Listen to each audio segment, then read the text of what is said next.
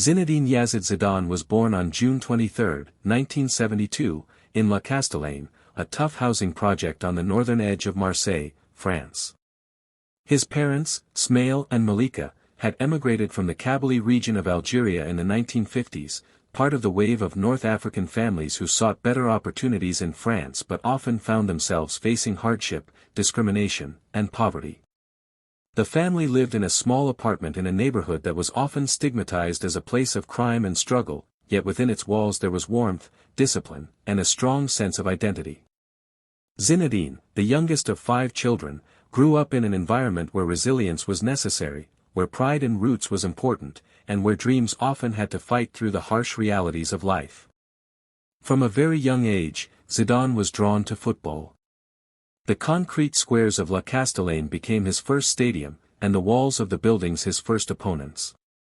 He played endlessly with other boys in the neighborhood, often barefoot or with worn-out shoes, using whatever ball was available.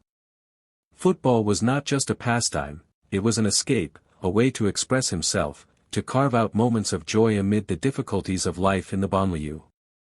Even in those informal games, Zidane's elegance and technique began to show. He was quiet and reserved off the pitch, but with a ball at his feet, he had a voice. His balance, close control, and ability to glide past opponents set him apart, and gradually, people began to notice that this boy had something extraordinary. His father, Smail, worked as a warehouseman and night watchman, providing for the family with modest but steady wages. He instilled in Zinedine the values of hard work and discipline, reminding him constantly that talent alone was never enough. Malika, his mother, gave him warmth and encouragement, and within the household Zidane learned the importance of family loyalty and humility. The young Zidane grew up between two worlds, the culture of his Algerian heritage and the reality of French society, which at times was unwelcoming to immigrants. These tensions shaped his character, making him both determined to succeed and aware of the obstacles he would need to overcome.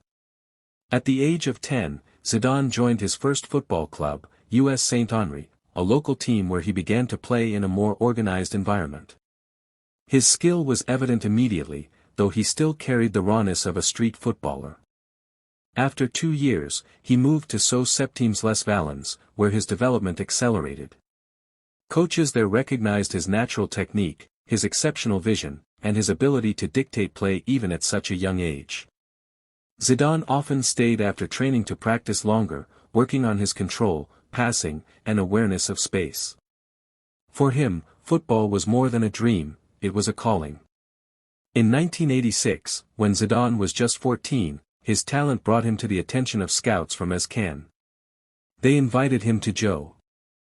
The summer of 1998 marked a turning point not only in Zinedine Zidane's career but also in the story of French football. The FIFA World Cup was being hosted in France, and the expectations on the national team were enormous. Zidane had established himself as the team's creative force, a player who could unlock defenses and dictate the tempo of matches.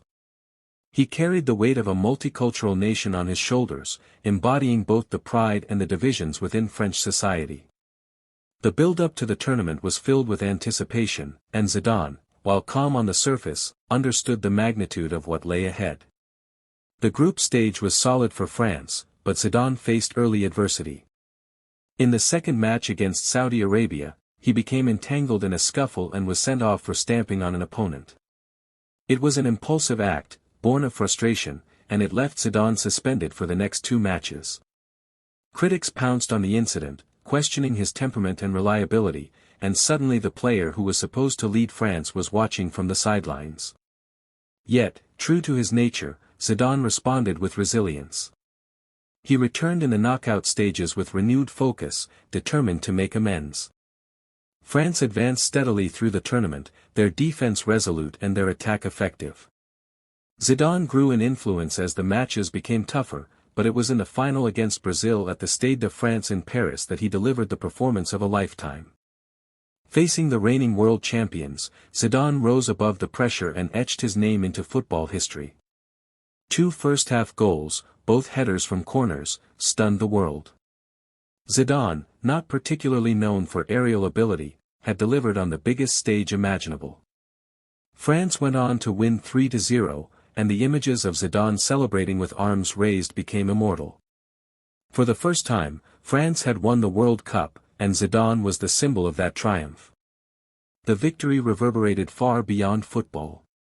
For millions of French citizens of immigrant background, Zidane represented inclusion and belonging. He was the son of Algerian immigrants who had lifted the greatest trophy in sport for France. Politicians and commentators hailed the win as a symbol of a new, united France. While the deeper issues of inequality and discrimination would not vanish, Zidane's performance had created a moment of pride and hope.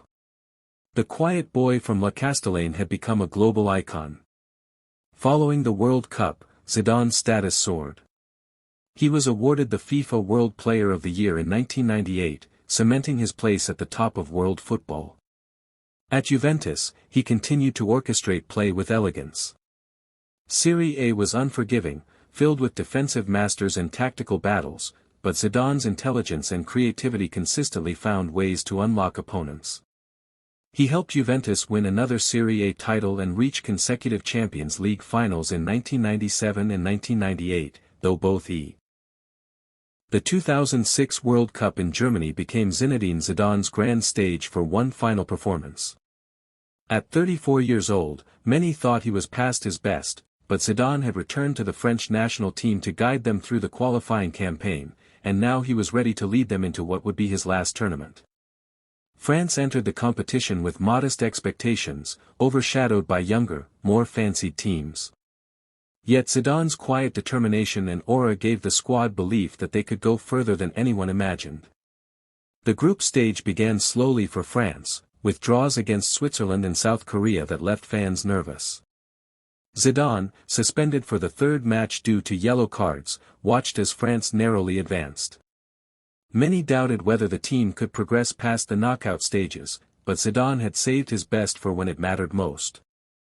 In the round of 16 against Spain, with the world watching, Zidane rolled back the years. He orchestrated the midfield, gliding past opponents with grace, dictating play with precision. As France led 2-1 late in the game, Zidane added the exclamation point, slaloming into the box and smashing home a third goal. The celebration was pure defiance. Zidane had announced that he was still capable of brilliance on the grandest stage. The quarter-final against Brazil was perhaps Zidane's masterpiece.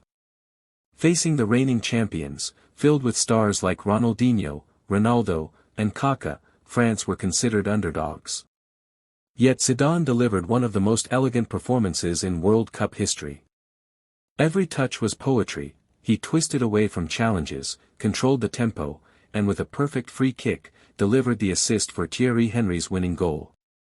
Brazil, the favorites, were eliminated, and Zidane left the pitch with his reputation as a genius reaffirmed. Commentators and fans alike hailed it as one of the greatest individual performances ever seen in a World Cup match. In the semi-final against Portugal, Zidane again proved decisive. Calm under pressure, he converted a penalty that sent France to the final. With each match, he seemed to grow stronger, as though destiny was carrying him toward one last crowning achievement. The final would be played against Italy in Berlin, and the world anticipated a classic. For Zidane, it was the ultimate opportunity to finish his career with glory. The final began dramatically. In the 7th minute, France earned a penalty.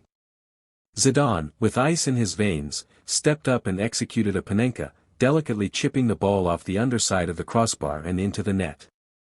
It was audacious, a moment of pure artistry under unimaginable pressure. The world marveled at his composure, and France led 1-0. Italy equalized through Marco Materazzi, and the match turned into a tense, tactical battle. Zidane continued to influence the game, forcing Gianluigi Buffon into a stunning save with a powerful header in extra time. It seemed that Zidane was destined.